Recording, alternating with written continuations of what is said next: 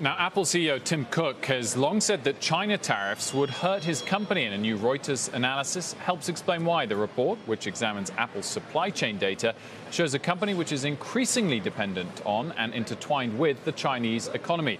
Joining us now to explain, Reuters reporter Stephen Nellis. Stephen, good morning to you. Thanks for joining us. Thanks for having me. So an increasing dependency in terms of supply chain on China. Gauge for us the numbers and the level with which that's increasing. Absolutely. So Apple has thousands of suppliers, but every year they publish location data for about 750 plus of those. And what we did is went through about 5 years of that data and analyzed it and found that a little between 44 and 45% of those suppliers were located in China as of 2015, and then as of 2019, that actually increased to almost 48%.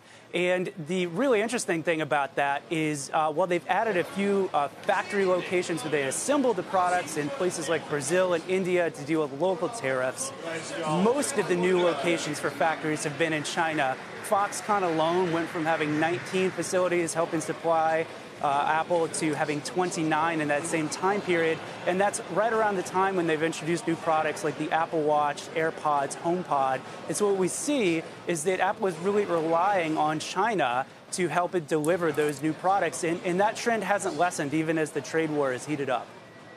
But, Stephen, what portion of that is in terms of the costs of, say, an iPhone? So 40 to 45% of the suppliers by number, but is that of the low-cost parts or the high-cost parts? Well, that's an important thing to put the finger on because only about 2 to 3% of the value of the phone is in assembly, and a lot of those really valuable parts, things like screens, things like some of the most important chips in the phone, are actually made in places that aren't China. A lot of the chips come from Taiwan. Some of them are made in the United States in places like Texas or Colorado. And a lot of the screens come from places like Korea. Japan is also a major country that supplies a lot of these parts. So it's absolutely correct to note that while a lot of the number and volume of suppliers are in China, some really high-value parts are coming from outside of China. Stephen, how thoroughly were you able to dig into how country of origin is determined? The circuit board, I understand, where that's made is a major factor in determining that. So, I mean, even if a lot of the parts are sourced out of China, will it necessarily be determined as a product made in China and subject to the maximum amount of tariffs? That's right. So throughout the consumer hardware chain right now in tech, everybody's looking at this issue of what constitutes country of origin for the purposes of a tariff, which is actually, legally speaking, slightly different from what it might say on the box. And one of the things that a lot of companies are looking at is where are the circuit boards made? You take a handful of chips that could be made into anything, and once you affix them to that circuit board, they've kind of become a product. And that could count as what the folks who do tariffs call substantial transformation, which is the key legal standard for deciding whether it's going to face a tariff or not. So that has at least some companies looking at how they could shift this around.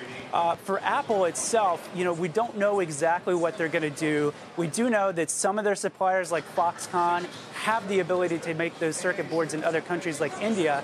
But the thing to remember is that in China, Apple is making hundreds of millions of devices a year. That's about 600,000 plus iPhones a day, only holding on to, maybe 5 days of inventory at a time.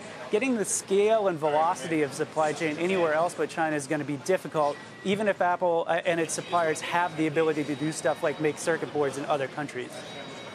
And, Stephen, that brings up an interesting point because, of course, Apple does do some manufacturing in India and in Vietnam. But your point is that they just can't scale the volume that is done in China to move any of that substantial manufacturing. And that's the manufacturing that's largely for the devices sold in those countries. Is that right? That's correct. So in Brazil and India, for example, those factories were very specifically opened in response to import duties and tariffs in those markets. In the case of India, it's one of the last remaining fast-growing markets where people are adopting high-end smartphones like the iPhone at a rapid pace. Apple really wants to be there. They're pretty steep tariffs, though, up to 30% in some cases if you don't source some of your supply within India. So they've put those factors there to supply the local market. But you've got to remember, their market share in India is tiny as it is because the phones, even without tariffs, are still very expensive. And it's still small, just one market compared to Apple's global market of hundreds of millions of devices a year. And so those factors, while they exist, they're really just meeting local supply.